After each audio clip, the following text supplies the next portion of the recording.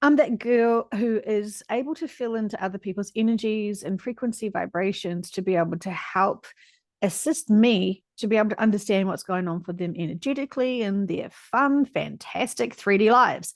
And so, anyway, I was talking to my wonderful friend Ryan again, and we were just gossiping and chatting and gossiping and chatting and chatting and gossiping. And then we realized, we should probably start recording. Welcome back, Ryan. Thanks, Joe. Thanks again for having me. Yeah, we could chat for a while, couldn't we? Forever, forever. And, to catch up everyone listening right now, it's true. We've just solved world peace. Yes. You're welcome. uh, so, we're feeling into what's going on, and we're seeing and noticing people reactive, and we're seeing people choosing to hold on to disinformation, and we're seeing people trying to grow and empower themselves out through it. We're seeing systems that are trying to keep people small and distracted and confused and censored. And we're talking about the spirituality world. And isn't it interesting when you start doing these sessions and channeling your own teams, and the difference between your conscious mind and your subconscious? And I actually thought, Ryan, yesterday, maybe I should start not calling it the subconscious, because we know that that's a label when people get confused because they think it's just your inner, your other psyche that's unconscious. Well, our subconscious, my subconscious, the Arcturian's definitely aware and definitely conscious and definitely living his best fantastic life as an Arcturian, who is always willing to be right there to support and guide me and be able to give us information that we seek. So, should I start, instead of asking for the subconscious in sessions, especially public sessions where I think people are still confused and dazed and, trying to understand what the heck's happening in these sessions, if I start helping these new people who are following these sessions by saying, I would like to call upon the main guide for this client of mine. Hmm. What do you think would be, labels and names, what do you think that's going to help them understand what the hell's going on in these sessions that they can only listen to? That's a good point. I think, well, when I first was interested in the metaphysical QHHT and B2H, subconscious, I was thinking subconscious more on a personal level. And when I try to explain this to people, they always think when I say subconscious, well, it's just you saying what you want to say. So I can see what you mean by changing the name. Yeah. And yeah, you're right. It's all labels. Yeah. As when it comes down to sorry, you mentioned your teams. Mhm. Yeah, and I think teams is very general. It could be team implies that they're working with you, Mm. right? Not for you, or you're not working alone. It implies that you're working with a team. Yeah. I also think it's more broad, whereas someone thinks of recording. Sorry, I just read the screen. I think when someone thinks of subconscious, they think of just your mind. Me personally, but when you mention the word teams, it could be, angels, many different collectives. Yeah, I think it's worth a try, Joe. I really do. I think kind of see what people think and see what the teams think. Because I remember doing the series from exploring the shift from 3D to 5D, and I asked all the subconsciouses Right. what dimension they're in over like a label of, is this a Palladian, is this a Turian guide, try to sort of ask from their conscious what the main guide's consciousness vibration was at. And they said, I think there was a range from 5 to ninth dimension in those conversations, which is always really fascinating. um Absolutely. so I do know some practitioners call in the higher self. Now, for me, knowing that with the Russian doll effect of with the smallest baby, cutesy little, there's nothing, there's nothing below us in terms of the density of dimensions. It gets convoluted, I know, but for me, it's me, Joe, this vessel, and then probably some soul essences in my minivan, hitching rides and exploring this fantastic hot mess of 3D, and then my main guide is the Arcturian in the ninth dimension. And he has many other human names that people over time have referenced and called him. And then there is his boss above him, or his like manager, and that's what I would call my higher self. So, and the higher self is in a much more higher dimension. So would you call the big CEO of a big corporation company to come and help you with a refund at the supermarket? They wouldn't even know they wouldn't know the systems. They wouldn't know how to, cash out that refund or whatever, right? Like, they have people below them to help them with those systems. And I sort of view that the same with the subconscious and the higher self for the labels, the current labels I'm, holding on to. But I want to evolve. I want to help people understand these sessions without them getting tripped over at the very beginning when I call in the subconscious. So, I know Dolores started using Oversoul, and that's all cool. But then, how do you recognize the many aspects of the Oversoul of someone's vehicle, someone's humanness experience? So, I maybe for me personally, I find it very important to explore the health and the well-being physically of that client in the beginning of the session, so you can hear if they've got cancer, if they've got a disease, or if they've got some big stuff going on. The subconscious will pull that out to recognize and allow you all to know the state, the mindsets, and what that life contract's all about, so you can understand whether this is someone who's holding a lot of not limited perspectives, but a lot of internal growth still that they need to develop and overcome and heal from and learn from. So, you really have to understand how these sessions are going and who is behind that vehicle. Because if you're trying to get really advanced information and your client has still got a lot of inner work in their personal lives, and they're still processing and overcoming the mindsets in the third dimension, you're not going to be able to get super advanced information, in my opinion, from my experiences. Right. But you would get as much information as that client or person could handle at the time. Absolutely. Right. I've just recently had a session with this woman who is a practitioner. She's a level 2 practitioner. She's had 3 sessions. And so this is how you can become a level 2 practitioner now. So I don't think she really identifies needing to be an intern anymore, because she's done the course for level 2. So maybe she is, maybe she isn't, but for her journey, I'm sure she's not the only person that has been able to do level 2 for QHHT and not identified being an intern anymore, because they have graduated from the course of level 2. Now, regardless of whether you want to identify as being a level 2, cool, because you've done the course, but your skill sets and practice and experiences doing the sessions is 3 sessions. 3 sessions. Now, Dolores Cannon said do 25 free sessions as an intern as part of your learning, as part of your training. It's you learn on the job. So for all this, because I'm hearing a lot of people saying, I'm reaching out to interns and they're saying it's not up to date, I'm a level 2. Ask them then how many sessions they've actually completed.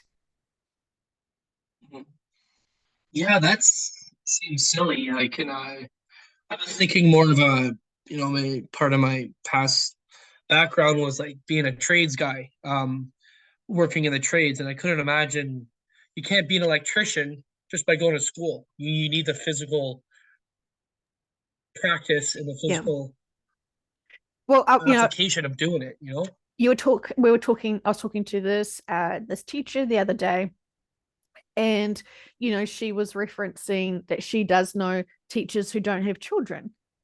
And there is a difference in the way that they approach children, and especially if you've just come out of high school, you've gone to college to be a teacher, and you don't have children of your own.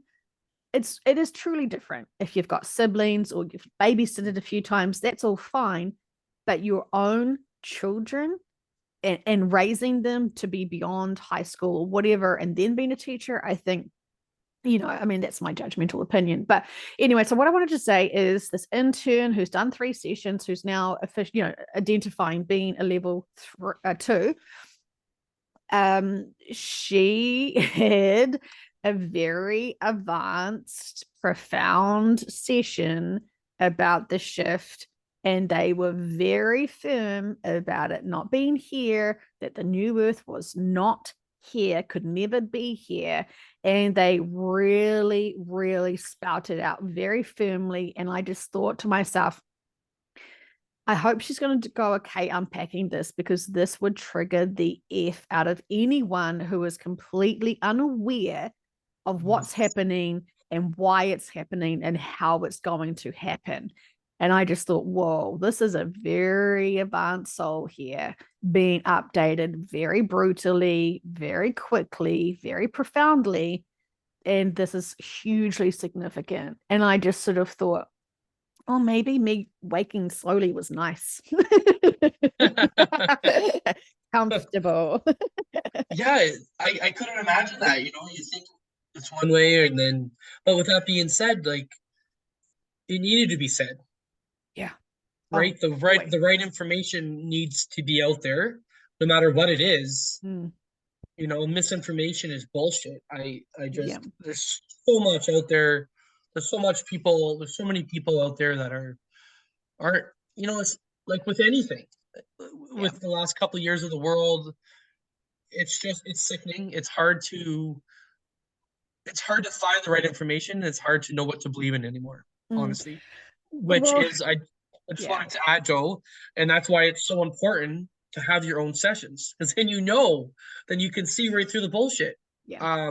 Yeah. So Well, then, you have your own, you listen to some sort of information, you have your own sessions, and then you want to doubt that information because it's still scary. It's still big. Like we've heard people, big influencers who have heard sessions and it's too scary for them. Oh, no, no, no, no, no, no, no, no, no, not destruction. Oh, no, no, no, no, not disasters. No, no, no, no, no, no, no. It's going to just be easy and beautiful and just so wonderful. And it's just going to be easy peasy. And no, there's no old earth experiences. And it's just, it's, I mean, it's almost plastic. And they're so fucking terrified of the disasters, which are really purposeful, really significant, when you can have maturity and understanding that soul's experience, and not just for that human individual, but for their collective. And it's really intensive. And I love clients who share with me they're fucking terrified about that, so they just want clarification. And they will cry to me and beg and say, I don't want this to be the truth, Joe. I don't want the new earth to happen. And I'm like, yeah, I know, me too, right? Like, me too. Me too. I mean, I am not like, yeah, this is so exciting. This is more like, this is hideous. This is worst case scenario. And we can't stop it, unfortunately. So I can be very reactive and sympathetic to the traumas and challenges of it, because it's not going to be pleasant. But the lessons haven't been learnt prior. And so what else can teach other souls and collectives this really important perspective of maturity to be able to be responsible to themselves and to others? There's no other choices now. And this was the big sort of, I've had some really insanely seriously advanced sessions recently where the subconscious has really spouted out to them, we tried every other way. This at a soul level. We have tried it all. This is the only option left. can you share a bit of, like you just did? I appreciate sharing that information, but could you share any other information that from those sessions that you want to touch upon regarding that?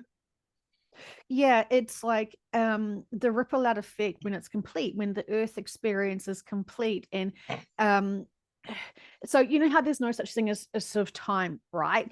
But consciously we're still experiencing things in linear. And I think even when we're on the new earth, it would still be consciously an experience of linear time, even though it isn't really.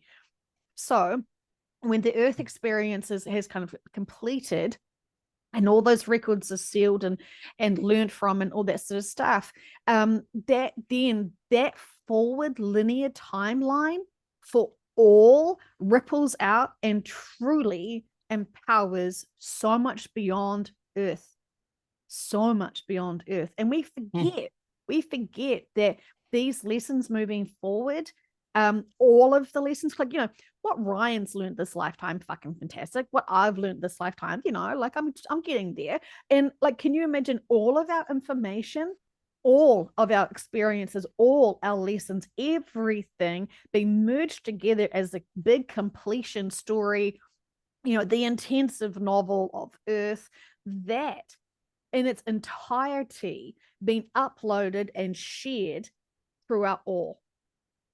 That is the biggest empowering lesson for everything, everywhere. Yeah, I'm trying to wrap my head around all that. It'd be yeah, wow. Well, it's kind of like how it reminds me of that session that they said, heal one to heal them all. Now, what could one be? One planet's experience to heal all planets' experiences. When they say stuff to us, we use our monkey minds, our human mindsets to understand and assume what they're saying. But the more we grow, and the more we understand this true significance and purpose of all beyond Earth, that is important and so significant. And I think we forget the ripple out effects of our conscious history beyond here. So this ties right into that. Do you think Akashic records are visible through everyone on every planet, like all over the universe, right? So my first or second session as a Qhт client, they showed me how the data was being uploaded and stored. And so my practitioner kept being an abductee, right? She found it really invasive and really scary, and she didn't like it because her husband knew that she was being abducted. And he was ex-military sniper, and so he had lots of post-traumatic stress and really struggled with any sort of changes or things he wasn't in control of. And so when they took her, they'd paralyze him, so he would wake up paralyzed, not being able to move to see if she was beside him or not. He couldn't, like, it was quite traumatic for both of them, right? So she asked a lot of questions to my subconscious about this, to be able to understand the significance of why do you take me and all this sort of stuff. So, she was having a big old chat with my subconscious. And I hadn't even considered or even really explored anyone that had been abducted. At that sort of time, I sort of heard Dolores sort of mention, like it's like contracts, it's fine. I mean, it's cute to hear it from her. But when you're seeing someone really concerned about the well-being of their husband, because it really impacts him tremendously, and he gets so scared, he actually starts getting angry with her, because he feels like this is, I mean, I could go on about this. And also they keep taking one of the children, so it's very triggering for the husband, who knows that his wife has been actively and regularly as taken. And so what they were showing me to help explain to her what was happening is that she was going on board, and they were uploading all her experiences. And she's like, well, what experiences? Thinking, you perverts, and they were like they just showed me when she was walking at the supermarket, energetically she was collecting everyone's data, everyone's experiences and things like that. And so when they would physically take her body, this was when they would be probing her body to see how it physically is responding to pollutions, toxins, how her body is actually either digesting or not digesting. And so where would you explore that? you would go and see the byproduct of how the food's been processed. So you would go and look at the fecal matter to check and see how the body is absorbing through the whatever, like, it's really obvious when you explore it from the metaphysics why and how they are taking people. And I have not heard from one person who said, oh, I think it's fine. I think, this is life contracts. And I know that whatever is happening is significant. Most people that I've talked to about this is really upsetting them. They feel very violated. They feel very scared. And then, they have the sense that they've been tracked. And so when we explore like the implants, and they do have implants, and I'm like, oh, should they be removed? Like, what is happening there? I mean, it's always significant. And it's not because, monsters are trying to get us. It's because we are significant for whatever reasons, and they are studying us and reporting back to be able to help all. And so when they were uploading her records of all the senses of information from herself and her life and others, it was just being shown like they just recorded it on this device. And for them to explain it to me was kind of like, oh, it's just like a memory stick of everything that's happened to her and everyone else. And then she's like, well, what do you guys use it for? And it's like, oh, well, if anyone, like, they gave me this sense, which I kind of think offended her, because when you're under and the practitioner is having like reactions emotionally, you can sense it all. And so it's very interesting being like behind the scenes in your own vehicle while you're channeling a very sassy Arcturian at that point, who was talking to her at a soul level, even though she was really struggling in a 3D to cope with what she was exploring. There was lots going on there. And what the sense was is that, yeah, we have all this records, but, we're advanced beings. Like, this stuff's really, really basic. We don't actually have that much interest in it when they're not trying to protect us and save us and guide us and stuff. Like, yeah, the records are here, but it's kind of like when you go to a library and there's those books that are just, no one's touched them. Like, yeah, it's valid information, it's valid records. It's kind of like when you have, hundreds of family photos, right? You think, I'll get to it. I'll totally get to it, and I'll look through it, and I'll go through those photo albums, and I'll do all that sort of stuff, or go through my, the 17 memory sticks of full, like, you never get to it. You have all the intentions, you keep them, you want them safe and close to you, but the reality is, the reality is you don't often do it. And then when you sort of get close to thinking you do it, it's not on a floppy disk system anymore, or something. So, but so they just keep all of this information, which I would call the Akashic records. And it's open for anyone who is wanting this. And, when souls are studying closely, the nuances of all the reactions and behaviors and experiences that, certain souls did, it's there. It's all there. Nothing is forgotten or lost. And this is why I sort of find it a bit sort of frustrating when sort of, people brag to me about how advanced they are at a, spiritual level. And then they sort of say to me, oh no, they don't know everything. They don't possibly know what we're going through. They're completely, the advanced beings are clueless to what it is like here on earth. And I'm thinking, that's like saying your arm is not aware of what your hand's doing. But they, people are convincing themselves of, they're getting a rough deal, and this is not, the kind of pretentious about how challenging the third dimension is. Wow. Thanks for sharing that. That's fascinating. It really is. It's absolutely fascinating. I know, maybe we can explore it a little bit later, but I've, not me personally, but my family's had some abductee stories that are very interesting, and I didn't find out until later on in life. But yeah, that's fascinating, and that's how I understood the Akashic records, or I believe Dolores related to them or called them the library. Correct? Yeah. So yeah, that's how I imagine that. That's a very interesting story. Thank you for sharing that.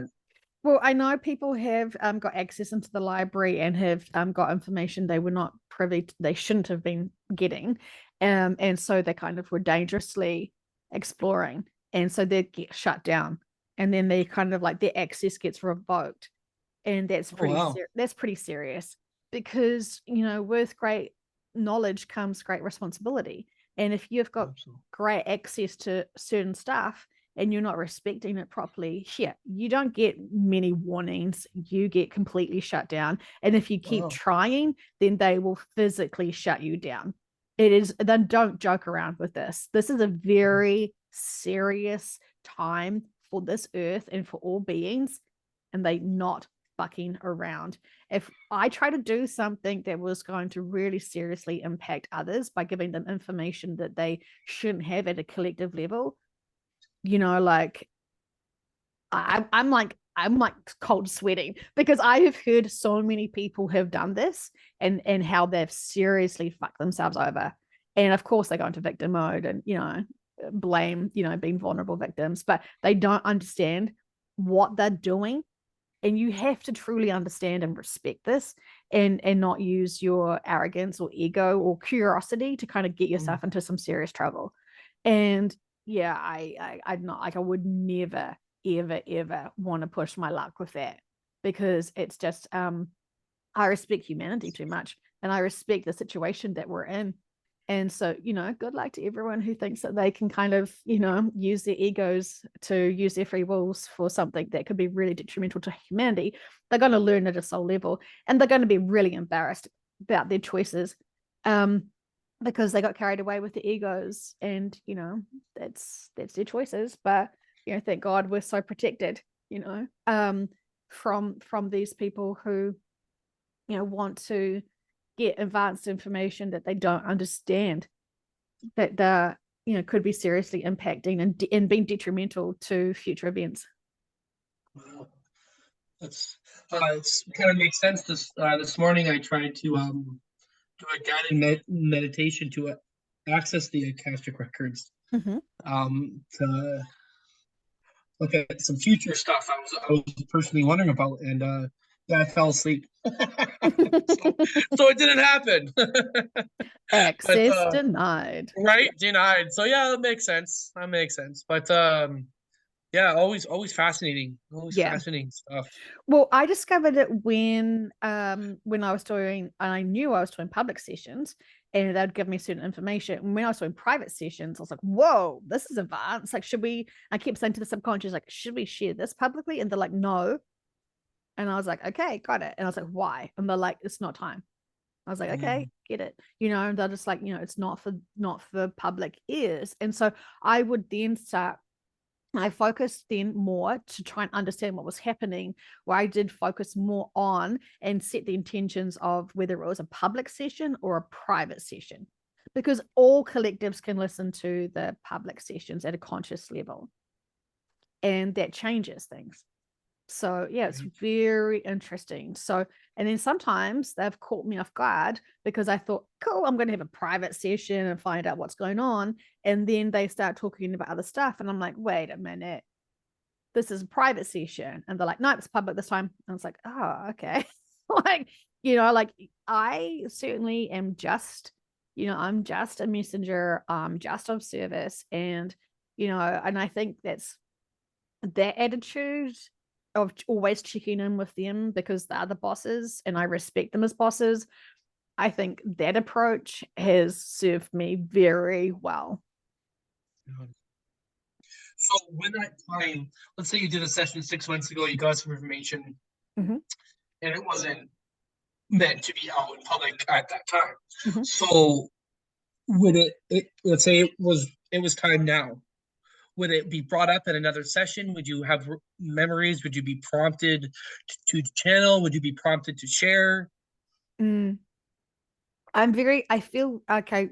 I still have, I guess you could say, just for labels, insecurities of what I should be sharing and what I shouldn't be sharing. And so I will keep asking them, and they will be very firm about what is appropriate and what's not. One time I got this really, really horrific information that, was very challenging to hear. And they gave us dates and they gave us a whole lot of information, too much information. And I did not want to share this because it was like, well, if it's going to happen, it's going to happen.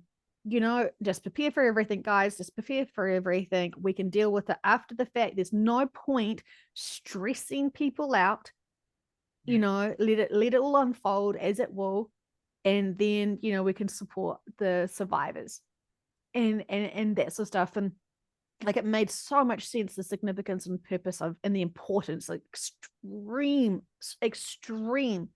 importance of that event. And you know, it was like, you know, got the dates, and it was just like, okay, I had to just like suck it up and not react to it emotionally, and just allow the events to unfold as it was. And then it was like those dates came and went, and I was like, well, what happened?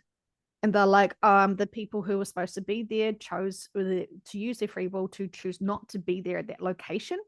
And so the event that was going to take place did not take place, because the true significance and purpose of removing a lot of what you'd call sort of, you know, political or influential leaders wouldn't have occurred. And so it was kind of like they got close to this one plan of having exit points for many, but then because of the human free will choices to change their decisions, it wasn't going to be as successfully impactful as they wanted. And so then they did not allow that to occur. And so I was like, okay, well, you know, understandable. But like, this is how they're still compiling and working and organizing these events, like in what we would consider our linear time. So because humans are so, you know, interesting with their choices, and they change their like they change their they change, you know, it's very interesting how it's, you know, very closely monitored now. And you know, we are seeing, like, I had a client who awokened after 2020, because she was supposed to awaken with the shift, and she was going to be on the old earth. And so she awokened around the same time she was going to anyway. But she's not going to really be here for the bigger, you know, chaos, because what she's doing between now and then, before her shift, is exactly what she was supposed to do on the old earth anyway. It's just going to be less chaos. So I mean, it's so interesting how it's all unfolding. And then of course, unfortunately, many life contracts are being completed. So, you know, I mean, it's fantastic for them, right? But unfortunate for those people who are waiting for the bigger chaos events to happen, and then a family member will exit suddenly, and then, you know, welcome to their chaos. You know, like, Right. It doesn't have to be a natural disaster. It can be, you know, an emotional disaster, like a sudden death in the family, that can trigger what you would call then the experiences of what the old earth was meant to provide everyone: unity, compassion, empowerment, healing, coming together on all the stuff. So whatever your soul was wanting and needing for you to experience on the old earth, it's still occurring, but without all the chaos for some. But there is definitely chaos for others, which is triggering to motivate bigger community groups to come together. At that time of chaos. Mm-hmm. Yeah. And I mean, humans, I can speak from what I've seen. Anytime there's, people like to help people, in Mm-hmm. general, and people become close and they drop their barriers, they drop their beliefs to help other humans, which is amazing. And I could see that. I could see that people coming together and joining these communities in times of disaster, yeah, to get the lessons, and I've seen it. People come to help. They just want to help for the most part. Um, yeah, that's interesting stuff, Joe. That's Mm. pretty usual. Yeah, it's you know, I mean, we could, you know, question it forever with our fantastic minds, or we could empower ourselves real quick and have sessions and let our subconscious explain it at all the levels that they can. And it just makes so much sense. You know, I feel like we have struggled for so long to try and feel our way. And this is wonderful to get accurate, you know, for the time information. Um, and, you know, if you don't want to have a session, then that's fine. I can understand that. But try to connect in to yourselves. If you had a session, try to remember how you connected in with them in terms of just relax your body and just feel into, and attune yourself to that frequency connection. It's practice, obviously, but Absolutely. I do know some people, unfortunately, though, that think that they're connected into their guides, but it's still just it's truly just an aspect of their human ego. And, there's nothing wrong with that if they are high vibrational and be positive, but it kind of seems like it confuses them because they are not actually realizing it's not truly full connection of their higher teams. So there is a lot of insecurities still that kind of are weaved in, and fear that's weaved into that assumption that they're channeling. And there's nothing shameful about that. It's all a journey. So I sort of recommend people who do feel like they have got good connections with their teams have a session just to double confirm that, because it's all foundational. It's all important bricks of a foundational strength of wall. And if we can easily get into some bad habits.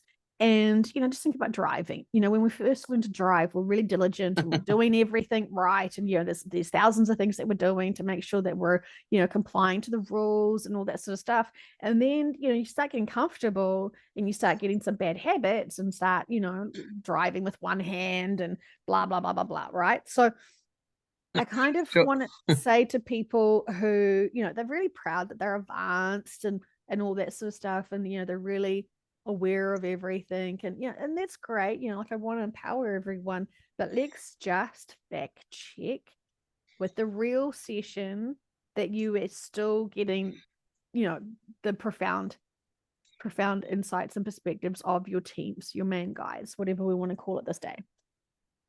Right. Yeah, you have to let me know how that goes about what to call them. That's exciting. Well, But I could ask them. yeah, absolutely. But yeah, absolutely empowering and important. Mm. Um, it's funny you mentioned the driving. You know how I know a lot of guys that drive with the thumb. Do you ever do the thumb drive? No. No, where you put your elbow on the windshield and you just basically pinch the steering wheel. Anyway, yes, I can totally relate to that driving question or Mm. anything. It's kind of anything with safety. You got a job and you're taught something and then you really focus on the safety aspect of that job. And after a while, you cut corners because you think you're good at it. Then all of Mm. a sudden, someone gets hurt and then they have to restart. Yeah.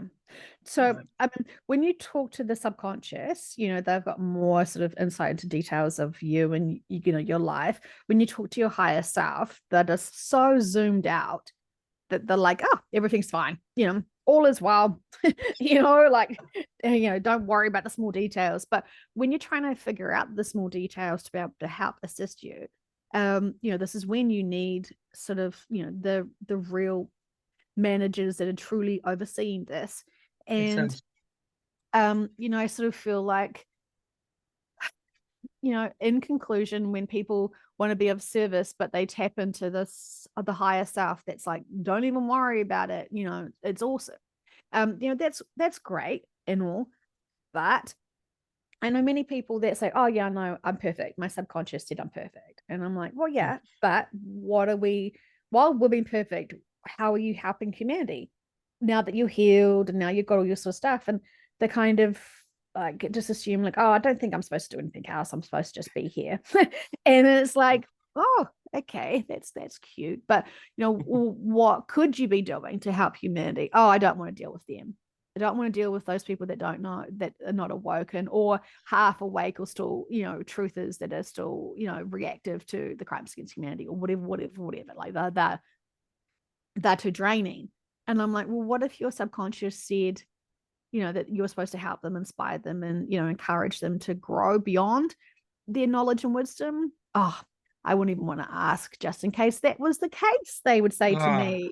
And it's like, well, intuitively you're supposed to step up and speak your truth and empower people to, when people are so close, like they've accepted all the crimes against humanity, that's hard. When you accept that awful hideousness, when you understand all of the control and the corruption, I think that's a huge step. You're so close to fully awakening when you just know that. So the next step is understanding why. Understanding the full significance of the grand awakening. Why? Why were you privy to hear these hideous crimes? I mean, one agenda is just to freak you out and to keep you very low vibrational, to truly understand what's been happening here. That's one aspect of it. But a more mature, advanced perspective is the understanding the significance of those lessons, whether it's karmic experiences or future healing for other planets. Like, you have to step and help them go beyond. And I was just thinking about how so many people are trying to prepare for the old earth. And, no subconscious ever has said, oh, stock up on your Bitcoin and your gold bars and your silver bars and get lots of cash ready. No subconscious has ever said that. And I was talking to this practitioner the other day, and she was like, how do we store all this food? Like, how do we get, this water? How are we supposed to like get all this water? If I'm going to be here for months on the old earth, how am I like literally, like practically going to get all this water that she likes to drink? She can't figure out, her and her like literal Mack truck traveling around on the old earth carrying her water, right? And I was like, yeah, that's a really good. And I haven't asked them in sessions because I know that they always say water is, they say they never talk about money. They think it's ridiculous and distraction for you to focus on, like, hoarding your money. They are saying get water, stock up on water. If those people, because many people still don't understand that they will shift quickly in an event that they aren't consciously aware of. So they're just living their sweet lives, waiting for the shift to happen, and the shift will happen while they're sleeping. It seems to be very consistent while they're sleeping. Like, think about the people, the 40,000 plus people that died or shifted, shall we say, in the Turkey earthquakes, right? And then here in New Zealand at nighttime, the big mudslides came and many people died, at 3 a.m. in the morning kind of thing. They were not consciously aware of any destruction, just some rain. Those people that went to bed at Turkey, everything was perfect and their normal way of life, I mean, but really, or everyone's normal way of life now is, it's changed since 2020. Yes. So I mean, there's so much to be said about that. But anyway, where was it going? Oh, so where was the water? How we to prepare, they always say water, water, water, water, water, and then maybe a little bit of food and maybe something else, but they've never mentioned money ever. And this is a big question, like, these big concepts that people always want to know is what can I do to prepare for being on the old earth? So they never talk about it. So I was talking to this other practitioner and I was like, I was trying to feel into the senses of like, what would they be saying to her? Like what? And then they gave me this hysterical thing. And I'm like, oh my God, we're an upside down world, because they were like, well, looting's going to be a thing. And I'm like, oh my gosh, imagine that. We're going to have to start looting to get our water. And then I was like, well, that seems a bit, naughty, subconscious. Like, why would you be suggesting looting? And like, it's going to be good because you're going to connect in with others and have conversations with others while you're looting and while you're having to go to loot. And I'm like, oh, that sounds a bit, I don't know. It was weird.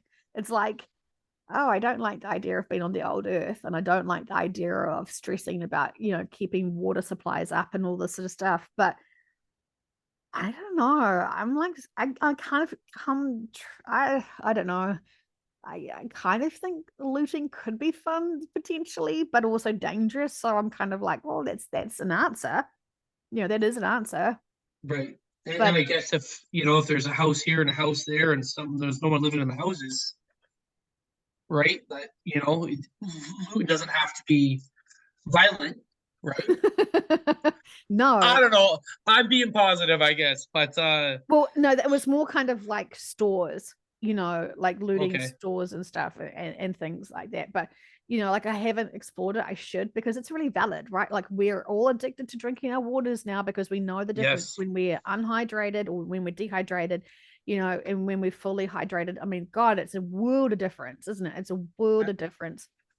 Absolutely. And Hey, we're oh, go already ahead, Joe. going to be so stressed when we're in this chaos because we're trying to empower and encourage others to process all their emotions and be there for them energetically. And it's going to be really taxing on us. And I don't think we would probably have huge appetites, even if we are, Right. even if we binge eat when we're stressed or whatever. I don't think we would be seeking more food. I think because energetically it's so dense. Um, as we're literally processing all the emotions, our stomachs will feel very heavy and full anyway, and it's going to be quite a different sense. And so this is why, and it makes so much sense to me when they'd say, you'll just need more water than anything. Makes sense. So another thing to try to explore while you're exploring that would be there's a bunch of products out there that filter water, Mhm. right? So, I don't want to mention any brands, but there's straws that you can suck water out of it, it cleans it. There's tablets, there's bigger units, for like off the house, off grid living. Mm. Are those filters going to be able to filter the water?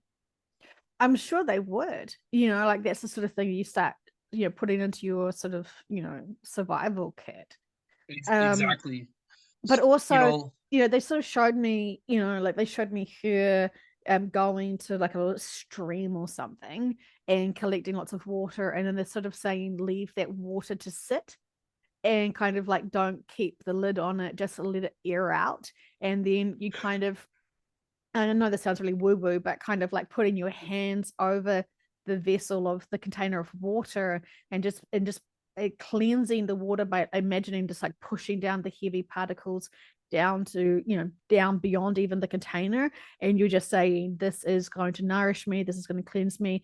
Our bodies are natural filtration systems, but if you could just imagine cleansing and clearing and transmuting this energy in the water to be high frequency vibrations and to filtrate it itself, so you can say, if there is anything that's not going to be good for you, you can go down to the bottom of this container. I'm just going to drink the top part of this container, and we're all good. There's honor and balance to everything there. um so remember, we are very powerful with our energy fields when we want to cleanse and clear stuff, as well as know that our bodies will be our backup dancers for that as well. But also, I think, we're going to be a bit worried about drinking different water that hasn't come from our taps or our favorite bottles or whatever, whatever, whatever. And I sort of think then you may want to start thinking about getting some, I don't know, like I know there are some essential oils that you can put in for like flavor, or like, I mean, ultimately you may want like a lemon or something, but like apple cider vinegar can actually change the water. I mean, it's tart and stuff, but it's, it makes you feel, I don't know. I think we're very in tune when we're a little bit worried about water. Our senses become super heightened, and we can like taste if it's stale water or if it's something else water. Like, we say water is tasteless, but we actually become very good water connoisseurs when we're starting to question it, right? And isn't that a really good thing to start focusing on now? Is our senses? Is this right water or is this not right water? And like we can comply with our free will choices. But if we are in a place where, I mean, I've had many sessions where people literally see themselves packing up and moving across cities, towns, whatever, and living in farm in the old earth experience. And if they've found a commune of just like-minded sort of people, they feel safe, they feel trusted, that they're together, and they're working, because no one's doing jobs anymore. Like no one's doing their 9 to 5 job. Your 9 to 5 job on the old earth is surviving. right. And so you become very well versed at your senses because you're on a heightened survival mode. So anyway, I mean, Absolutely makes sense and very good information. Thanks. But yeah, that it's kind of like when I first thought about or heard about infusing water with love, Mhm. right? I Mm, thought it was crazy, right? When you first hear about it, yeah. what are you talking about? But it absolutely makes a difference. And I also notice when I forget to do it Mm, numerous times, it just, yeah, and there's been numerous studies out there that has proven this as well, like scientifically. Um, freezing water, loving water, freezing it makes beautiful ice crystals. You got this water, you hate it, you're yelling at it, it freezes, jagged, sharp edges. Like, Mm, yeah, I can share that information. It's been actually absolutely scientifically proven. Even your water in your city that goes through all the apartment buildings, mhm, scientifically proven that the water will hold the emotion of it. Going through the apartment buildings, which is fascinating. Not like I needed justification or proof of loving water, but it just makes it that much more real to me. So mm, whenever you say about clearing the water, and you said it sounds it could be woo woo or whatever, but I mean, if you believe it and if your intention's on there, then I believe it mm. Well, I mean, absolutely. I'm not offended by people who, reach out and message me and say, I listened to a few of your sessions, early on in my awakening. I got so agitated and frustrated and fear and pissed off with you. I stopped listening. I listened to other stuff for, a year and a half. And then I just naturally outgrew that stuff as I was noticing and trusting my own intuition. And it kind of then started bothering me, this limited perspectives. And then now I've come back to your sessions again. And now I'm binge watching, listening to them all because this really was my true path I was supposed to go on to empower myself. And now I've had sessions and I can prove that you're not bullshit. It's like, oh, well, yeah. It's never meant to be bullshit, but fantastic for you to go and have your own sessions to clarify this. It is a Absolutely. huge journey. It is a huge journey. And I don't know how many times I sort of felt like I just don't know if I can continue on doing sessions anymore. It's just too much. It's too, I was getting way too much information and it was like really congestive to try and process it. And it became so intensive with so much information and I was trying to process it myself and trying to understand this. It was very overwhelming. And I don't blame people. I think I would have done exactly the same thing. But then they get frustrated with themselves because they're like, for the last year and a half, it was fucking hell because I was trusting all these other influences and all this other perspectives. And then I just got more lost and dazed and confused. Right. And I'm like, well, I'm sorry about that too. Like, but we've always been here, we've always been consistent, and we've always tried to have as many different people doing sessions as possible for you to hear the same information coming through different vehicles. And I mean, people are like, well, why can't you do like the reptilian? Why can't you do a reptilian and have a session with a reptilian? I'm like, because the reptilians are not going to give us the same information as like a Palladian or a Turian. And most people who are resonate with this and need to be activated by these sessions, they are the such higher advanced collectives who are here to be of service because they've guided humanity and they've been involved with this planet for a really long time. So, like I feel like I didn't really want to sort of call out the reptilians because there's nothing to call out about them. They're still trying to evolve. And when we're young and dumb, we do stupid stuff as humans. And when you're young and dumb as a collective, you do stupid stuff too. Do we punish them? Do we judge them? Or do we understand that we all signed up to be here to support them, to help them grow? We have to sort of be mature at some point while still being human to process the emotions, to not like destroy ourselves emotionally and morally. Absolutely. Your channel's really helped me with that personally. I appreciate that. Um, and I wanted to say too, like, you know, I've seen and I've followed other, let's call them influencers in this field, and some of them you never see them channel, or you only see them channel, and never see the person inside, and you might never see their face. So I appreciate kind of showing everything, Jim.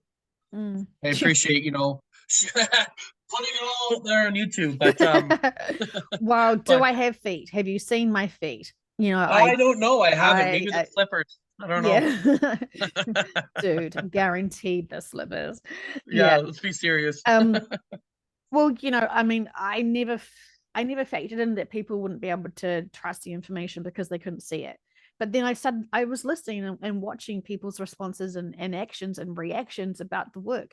Like it was profound information that was really fucking scary and mind blowing and advanced all at the same time. And they still had problems with like, well, I can't see anyone. It's like, well, okay, Yeah. yeah. Like, I mean, yeah, then that's sort of valid. But it's interesting what people, will trip themselves up to kind of then justify, I don't listen to this. And so, I just asked them, well, what should I do about this? Because I knew I was uncomfortable showing like our faces and stuff, or even our personalities, because it was like we wanted the sessions to speak for themselves.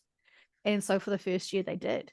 Um, and then they were sort of like, you need to start showing yourself and being human, and showing people your real human personality versus the Arcturian's personality and subconscious is perspectives of things, just to be able to make it more, I don't know if it's, I don't want to say believable, but like relatable to the fact that I'm still Yep. human, still very human, still growing, publicly growing, um and for people to understand, because I think a lot of people's problems, which just sounds really strange, was their jealousy that they weren't able to channel and get this advanced information.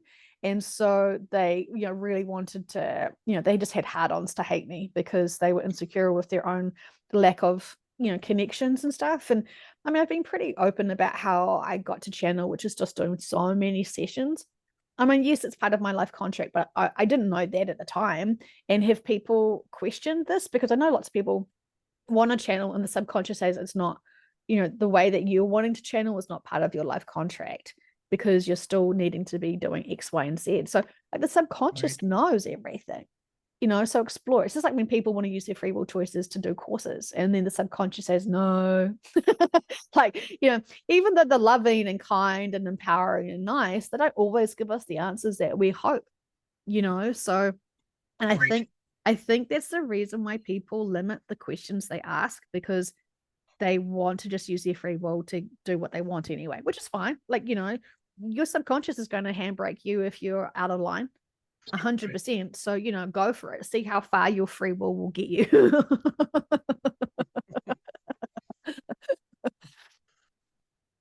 I would be scared. I would be really, I've heard and seen so much what you could call punishment. Absolutely. I would call it punishment, myself. From this perspective, what the teams and collectives have done to people and have punished them for, being off path, being off service, being away from their contracts. Like, these are hard lessons. And, sometimes they will, and it's because they kind of dismiss the smaller lessons and they didn't see the significance of it. And so it's just kind of like, you know, yeah, you get lots of warnings. And then if you don't notice lots of warnings, when they do finally have enough, boy, like they're not shy with getting the attention to wake the fuck up. Now, within context and, like YouTube friendly, I guess, but like, how can you explain that in an example? I mentioned a few weeks ago my career path. I really think that wasn't meant to be Yeah. because of all the sabot. It wasn't even sabotage, but it just anything that can went on, like went wrong, did go wrong. It's like when I spilled that water on that laptop on the interview, I don't even think the water was there. I don't know where it came from. I Yeah. never seen it. So again, it was so like that was my personal example and probably the biggest example, and it took years of my life. Mm. But like, could you maybe speak of another example that you're thinking of that Yeah. you car know car accidents, tripping over, breaking bones, suddenly realizing you're paralyzed, waking up one day back paralyzed. Like, like there's so many things that they would do that could look like an accident to others, or some sort of illness that's sudden, or something, a heart attack, a stroke, something like, some of these things are not just your body giving up to certain, certain current topical conversations. Some of this is our Right. teams, giving us, I know people when they break their bones, they need to stop and focus and have a Mhm. break themselves to whatever they're doing to themselves, which, could either be burning them out or completely distracting them to focus. People have lost their jobs because they were not in the right directions. People have lost their homes, their marriages, there, you know, a whole lot of stuff. Like as soon as something gets taken away from you, you know, usually it's because you're on the wrong path. Interesting. What about the subtle examples? Like those are all pretty big examples. I feel like that would be Yeah. Okay. the end of it. Yeah. So like, So what about okay. more subtle examples? Okay, Thanks. so yeah, so you go to email someone and the email doesn't work, you know, like, or you try to explore a Mhm. job and you can't kind of seem to get the information and data that you sort of want to be able to know how to, like, you know, stylize or impress your CV upon. You try to purchase something and you know the payment doesn't sort of work, or the website sort of times out, or something sort of strange, you know, like you do get these senses this is not right, even though you kind of like, it's my money, my free will, blah blah blah blah blah, you know, like they will you know, guide us away from that. You know, you suddenly feel like you want to go somewhere and you take a different route or a different road, or Yes. you usually buy one brand of something and then you get, you know, coerced into buying another brand for something, you know, like there's it's all these tiny little things that we think, oh well, that was just nothing, that was a quinky, that was just insignificant. You know, there's so much that happens that you know, like, oh, damn it, my washing machine you know, was on a longer spin and I was expected to leave home now, so I'll just have to wait around for an extra 15 minutes, what the hell, you know, and then you drive there and you realize that you've just missed an accident by 15 minutes, you know, like these little Yeah. things that you don't see the ripple out effect or the consequences of if you had gone out that moment, that time, blah blah blah blah blah blah blah blah, blah, you know, like it's just, and we it's usually, it's so funny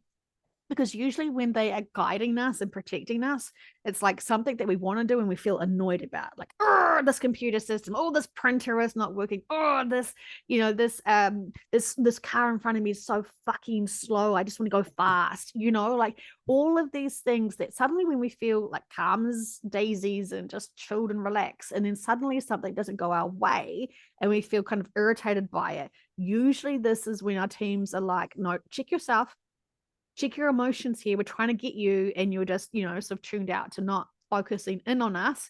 You know, process this because we're kind of angry with you right now, not, I mean, this is dramatics, like, you know, we're angry with you right now because you're not noticing that, you know, you're speeding off it and you're not focusing on your, and you're driving too much, or, you know, something something. So, you know, and it's all beautiful, but they are always here for us. And Oh, you know, they're not helicopter parents as such, but if we're being brats, if we're being childish, yeah, they're going to helicopter the fuck out of us to get us to focus and to learn these lessons and to do what we're supposed to do. And I think this is when people feel really frustrated and hard done by, because they know they're being forced to be accountable. And there's nothing worse than being forced accountable to do stuff when you're not motivated to do it yourself. right. Now, do you find I started like, I don't know, a year ago acknowledging when I notice that stuff, or Mm-hmm. when I like noticing times or synchronicities that are keep happening, or noticing the same numbers on and on and on. Like I literally will take the second and we'll smile and we'll say thanks, I got it, or wow, that was does that help? Like would they, or just me in my head thinking cool, would that suffice? I feel like when you get the synchronicities of numbers, that's them like high fiving you and giving you thumbs up. Like, yep, you're noticing, you're aware. Because when we're too distracted and when we don't want to focus in our lives and be present in 3D, that's actually a problem, because we actually have to be here, being aware and being of service, truly, you know, unless there's other things that are going on. So, you know, like, you know, most of the time they're wanting us to focus, wanting us to be in the 3D. And, you know, sometimes it is a problem when we're too advanced and too out of the body is too much and too, you know, and too disconnected from others, when we're just kind of like, you know, doing our own sweet thing. They want us to be more interactive and more connective, and more in people's faces, being of physical service that way, tactile, like practical service. I mean, we could just, sit on a mountain, be all zen like, and send love to the universe and to all of the world. That's awesome. But what's also awesome is helping people in their darkness, helping people in their frustrations and their pain and their hurt and their when they're close to giving up, and being there to hear them, to hold their hands, to engage with them, to smile at them, to support them, to cry with them, to be able to make sure they're drinking enough water. If you're talking to anyone, and they're starting to talk to you and starting to open up with their emotions, don't even offer them water. Just give them a glass of water. Just you push on through with your free will. But while you're grabbing that water for them, you're infusing it fast fucking speed. Love them, heal them, empower them. This is it. This is me. We're doing this today, and you're of service that way. Because there's a huge difference between us just sending out energy, but versus being there with our energy and loving them. That's awesome. It's beautiful. It really is, eh? How much power we have. Yeah, and we forget about it. And then we sort of, it's so much, we love being out of the body. We love not being distracted in the 3D. But you know what? We're here in the 3D to be doing the 3D. And, I just see so many people saying, I'm so advanced, I don't want to deal with the 3D. I'm like, if you're advanced, you're well versed in the 3D. It doesn't bother you. You're here to be of service. It doesn't drain you. In fact, it inspires you, encourages you, because you see the ripple out effects and the empowerment and the inspiration that you give all. You're here for 3D. And I know it's draining, but find your balance. If you like, no one's going to start doing a marathon. That's just crazy. You have to fucking practice, apparently, to get the strength and the stamina to cope for those long distance experiences. We know as soon as you're in your chaos of old earth, you're in that marathon. You better be stable as fuck and balanced as fuck and empowered as fuck. And your balance. You know what you can cope with. You know how to ground yourself like instantly, because you may not have all the luxury time that you think you can to meditate for 12 hours a day and then maybe give someone a smile. You are in the thick of it on the old earth.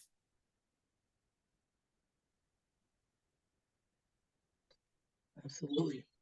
It's scary. It's scary. Like, I mean, emotionally, it's scary. I don't know. They keep saying no one's going to be fully prepared for it. It's always going to be emotionally reactive. We've got to feel it to then heal it, to release it, to then be able to be of service to others. Don't try to emotionally bypass anything, because when we try to be too advanced emotionally, too distant, and too advanced, we may not identify then what others are going through, and we are supposed to already have gone through it to be able to support them accurately through it. And if we've ignored a process and a healing because we just want to be like, all is well, we've got to be right in the we've got to process it, react it, and heal from it as fast as possible to then be of service to others. And this is specifically for the old earth. And it's going to be challenging. But if we miss any of those range of experiences and emotions, we will not be able to identify exactly how we need to support those who are going through it. And so, I really want to express that a lot to people. It's important for us to feel it all. And I say, have a pity party today. Get angry what's happened to Gaia. Get angry what's happened to human. Like, allow all of those emotions, be indulgent and go for it, and save no emotions for tomorrow. Feel it all today, and really identify with it. And and seriously, this is a good time to purge those feelings, feel them all, to then be able to heal them all. And it won't take you a day, but it would take you longer if you're trying to support others and you haven't gone on your own emotional journey with it either. And so I think the more we can process and feel into it now, It's going to help us in training to be more in balance. And it's just remembering what we process now, what we feel into, and how we empower ourselves through it. All of that is still going to the conscious collective in real time to help support others, be able to assist them, even though you may not ever meet them. Would it's teachable moments that we're training others at a conscious level to process, even though it's unconsciously done. And so our guides are seeing how we are processing this, and then they are guides to others, and they will inspire and nudge and encourage others to process it the same. That's the ripple out effect in one aspect. Does it make sense? Absolutely. And it's Okay, cool. and I like what you said about, now's the time to feel it. Like Yeah. I'm a procrastinator. It's something I dealt with forever. And yeah, I just think nothing good comes from procrastinating besides self-induced stress and worry for anything. Well, I mean, So you get deeper density, you get deeper level of frustration and pain. Like, like there is no good or bad. It's all experiences. So, like, you procrastinate, you're just going to be, and you're having a lot of experiences in the frustration of it. And that's, you know, yeah, I don't know. I mean, there's so many perspectives and levels and layers to it, and I find that I love these conversations and I love these concepts, and I want to prepare myself, and I don't want to sound too preachy to, like, have big snot bubbles today to cope with it. But I just know way too many of my dear friends that I love so much think that they're prepared for something, and it just is so jarring and shocking when something that they haven't truly prepared for happens. And, it's like, well, we've got this time, you know, process it as fast as possible. Everything, your worst nightmares, face them, explore them, like, because chances are, if you have a fear that you haven't processed and you are supposed to, you're going to you're going to create that as a reality because you haven't overcome it. And so if your worst fears are losing your kids, go there emotionally, think about it, heal through it, remind yourself about reincarnation, remind yourself about life contract, like, do it, do this, because this could be saving you from actually physically having to experience it, all those lessons. If you energetically and emotionally process this and overcome it. I mean, of course, it's not saying that one person's exit point is just only on your experiences, because there's many people. I think, one person exits, it's going to impact 150 people or something like that, right? I can't remember, like, emotionally, as they are aware of it. mm, There's so much to be said about here, but in case this is part of your lesson, because the thing is that, because there is no, the time branches are so delicious. So if you've already overcome and mastered something truly and completely, then your time branch of experiencing something else is going to be your experience versus having to relive something truly practically. And so, they will always want us to have the lessons that we need. And so if you've emotionally processed something without actually physically experienced, because we are so empaths, like, we can fully be there right now in the worst case scenarios, we can feel it all because we worry, because we're so compassionate. So it's so significant to do this, to face those fears and to really figure out, how do we overcome the worst case scenarios, with everything. And there is definitely some taboo topics and conversations we would never, ever, ever want to consider, because, like, people think, if I start thinking about this grisly scenario, I could manifest it. And I almost want to say, if you think about this grisly scenario, heal it, overcome it, and grow from it, you're not manifesting it, you're completing it. You're graduating from it. Like, the lesson doesn't come to you because you've already overcome it. Like, right? that's a amazing concept for sure. I was under the impression too about, like, manifesting it, but yeah, that makes sense. And I can tell you too, like, you talk about feeling it, um going through the emotions now while you can. Well, many law enforcements in training, they do this thing called guided imagery, and it's very much like guided meditation, but they walk you through and they put you in a restful state, and then they walk you through a scenario, and the scenarios are never good. Um, but the reason for that is exactly what you're saying, how your mind, even though like your mind has already played out that scenario or that situation. So if you find yourself in that situation or in that scenario, you can reach back in your brain and grab that guided imagery that you did for that instance. So it's actually used all over the world for many different professions. So there's definitely some importance to it, and yeah, I think that's brilliant. If you can't do it today, you do it tomorrow, but don't procrastinate. I know that they sort of train athletes to be able to practice with memory, how to be doing everything that they're doing at the fastest level, getting their mindsets up to speed with their physical bodies and blah blah blah blah blah. Like I know that that's you're training Yes. training through something to process it to be able to do it practically. Now I feel like if someone's like, sweet, I'm going to just feel the whole trauma of all of the old earth experience, and I'm going to feel it now and process it, and I won't have to experience the old earth.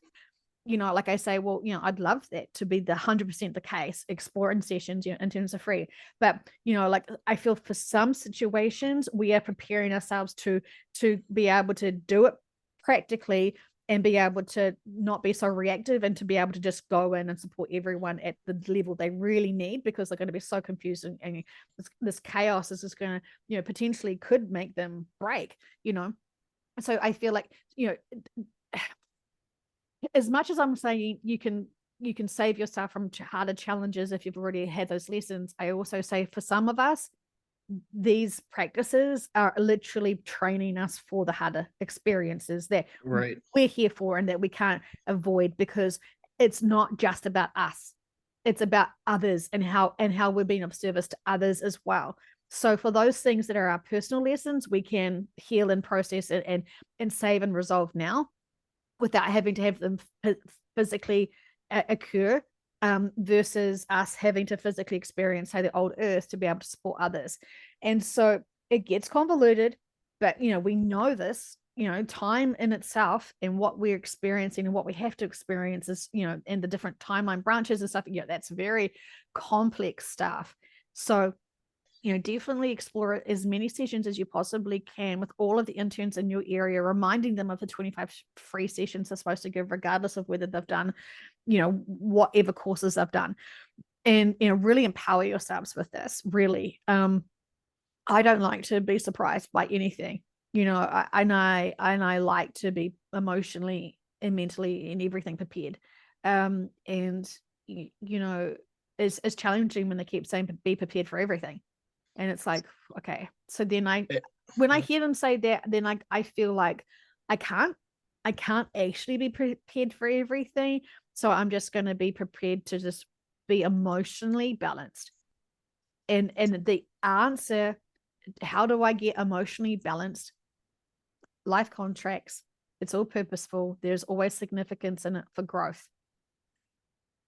The painful experiences are to grow. The triggering is for us to grow. There's always growth here. And when the growth hasn't been activated or taken up or explored or expanded upon prior, this is their time now, our time now to grow. And growth is significant always. Awesome. Unless it's our fat pants, and then that can fuck off. You got it. There's more of me to love. Yeah. Perspectives. It's always perspectives. Sure is.